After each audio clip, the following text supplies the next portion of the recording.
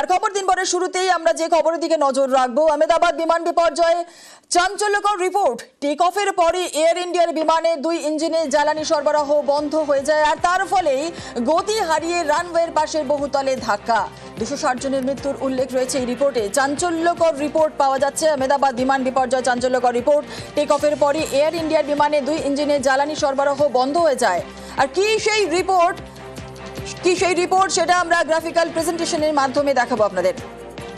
আহমেদাবাদ বিমান বিপর্যয় চাঞ্চল্যকর রিপোর্ট। টেক অফের পরই এয়ার ইন্ডিয়ার বিমানে 2 ইঞ্জিনের জ্বালানি সরবরাহ বন্ধ হয়ে যায়, আর তার ফলেই গতি হারিয়ে রানওয়ের পাশে বহুতলে ধাক্কা।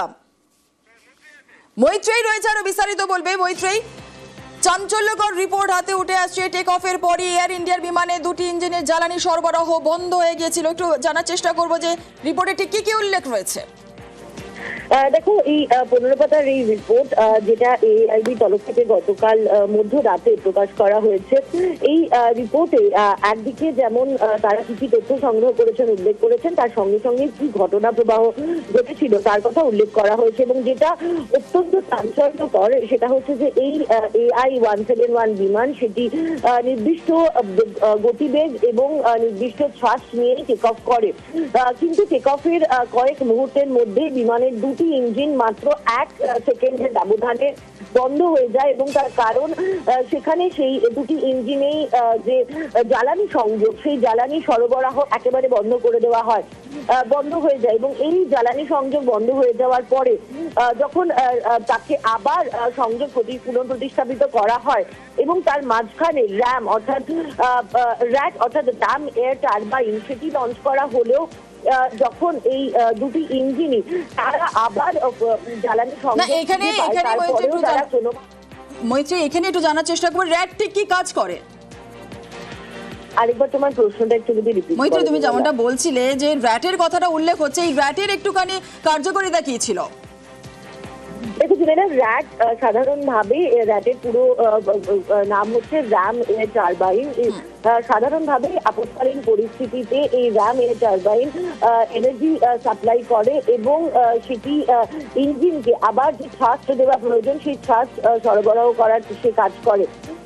র্যাম এয়ার টারবাইন সেটি লঞ্চ করা হলো, কিন্তু যে প্রয়োজনীয় থ্রাস্ট সেটি 2টি ইঞ্জিন পায়নি এবং 2টি ইঞ্জিনেরই যে পরিমাণ যে জ্বালানি সরবরাহ করার যে সরবরাহের যে সংযোগ ছিল সেটি আবার পুনঃপ্রতিষ্ঠা করা হয়, কিন্তু সেই পুনঃপ্রতিষ্ঠা করার পরেও কিন্তু প্রয়োজনীয় থ্রাস্ট এবং গতিবেগ সেটি অ্যাচিভ করতে পারেনি এবং যার ফলে বিজি মেডিকেল কলেজের হস্টেলের ওপর ভেঙে পড়ে এবং যার ফলে একেবারে মৈত্রী আমাদের সঙ্গে থাকো।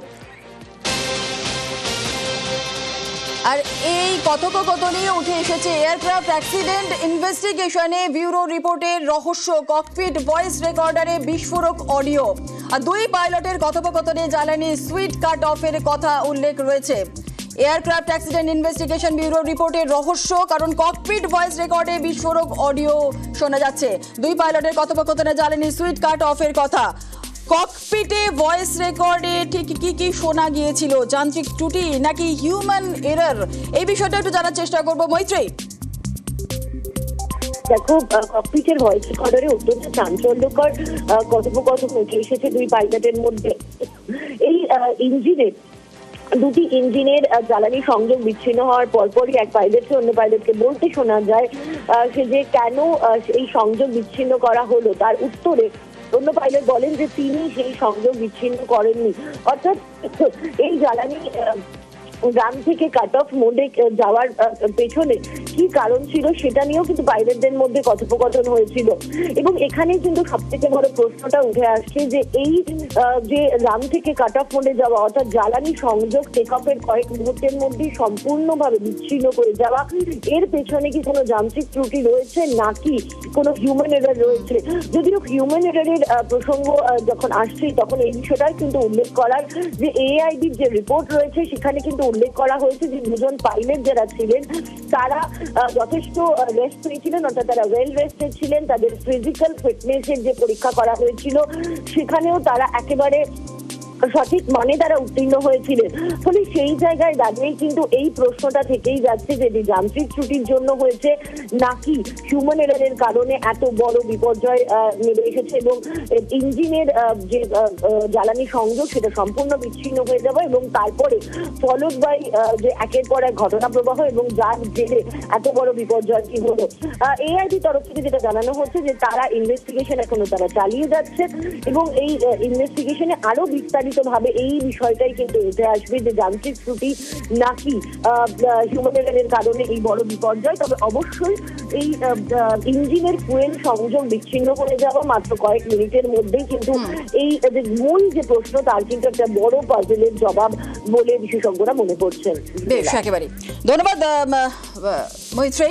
টেক অফের কয়েক মুহূর্তের মধ্যেই দুই ইঞ্জিনের জ্বালানির সংযোগ বিচ্ছিন্ন হয়ে যাওয়ায় কি AI-171 বিমান দুর্ঘটনার পেছনে সবচেয়ে বড় কারণ? একাধিক প্রশ্ন উঠে অবশ্যই আসছে। আপনাদের একটা গ্রাফিক্যাল প্রেজেন্টেশনের মাধ্যমে দেখাবো যে ককপিট ভয়েসে একটি রেকর্ডিং শোনা গিয়েছে যে এক পাইলট অন্য পাইলটকে প্রশ্ন করছেন বিমানের ফুয়েল সংযোগ কেন বিচ্ছিন্ন করা হলো। জবাবে অন্য পাইলটকে বলতে শোনা যায় যে তিনি করেননি। বিমান টেক অফের কয়েক মুহূর্তের মধ্যে বিমানের দুটি ইঞ্জিন বন্ধ হয়ে গিয়েছিল। ককপিট ভয়েস রেকর্ডিং এ শোনা গিয়েছিল যে এক পাইলট অন্য পাইলটকে প্রশ্ন করেছেন যে বিমানের ফুয়েল সংযোগ কেন বিচ্ছিন্ন করা হলো। জবাবে অন্য পাইলটকে বলতে শোনা যায় যে তিনি করেননি। এআইবির রিপোর্টে বিমান দুর্ঘটনার চাঞ্চল্যকর রিপোর্ট গতকাল মধ্যরাতে 15 পাতার রিপোর্ট প্রকাশ করা হয়।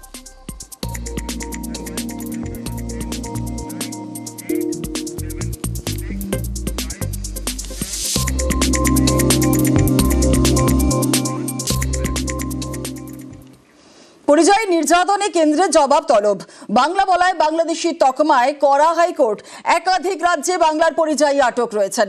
বাংলা বলায় বাংলাদেশি তকমা দিয়ে আটক। বীরভূমের 6 শ্রমিককে জোর করে সীমান্ত পার। আর এই ঘটনায় আদালত নীরব থাকতে পারে না। পরিযায়ী মামলায় পর্যবেক্ষণ কলকাতা হাইকোর্টের। অমিত শাহের মন্ত্রকের কাছেই জবাব তলব।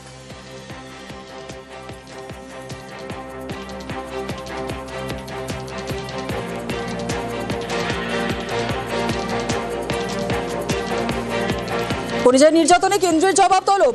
বাংলা বলায় বাংলাদেশি তকমায় করা হাইকোর্ট। একাধিক রাজ্যে বাংলায় পরিযায়ী আটক। বাংলা বলায় বাংলাদেশি তকমা দিয়ে আটক। বীরভূমে 6 শ্রমিককে জোর করে সীমান্ত পার।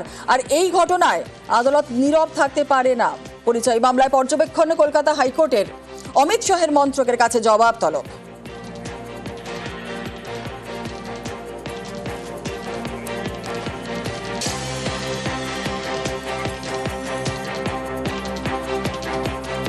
এখানে মহামান্য division bench presided by justice Tapabrata Chakraborty and justice Ritabrata Mitra, ওনারা ব্যাপারটাকে কগনিজেন্স নিলেন। আমাদের চিফ সেক্রেটারিকে বললেন উনি যেন একটা লিয়াসও করেন to his counterpart in Delhi. Additional solicitor জেনারেলও দাঁড়িয়েছিলেন, ওনাকেও ডিরেকশন দিলেন স্পেসিফিক একটা রিপোর্ট দিতে। যেহেতু বাংলায় কথা বলছেন, ওরা একটা ধারণা করে নিচ্ছে এরা বোধহয়, এবং ওদের বৈধ কাগজপত্র থাকা সত্ত্বেও, বৈধ কাগজপত্র দেখানো সত্ত্বেও নেগেটিভ একটা পারসেপশন নিচ্ছেন এবং নিয়ে ওনাদের অন্যায়ভাবে ডিটেইন করছেন। নিজেদের বাড়িতে ফেরত আসে, সেটাই আমাদের একমাত্র লক্ষ্য আর কি।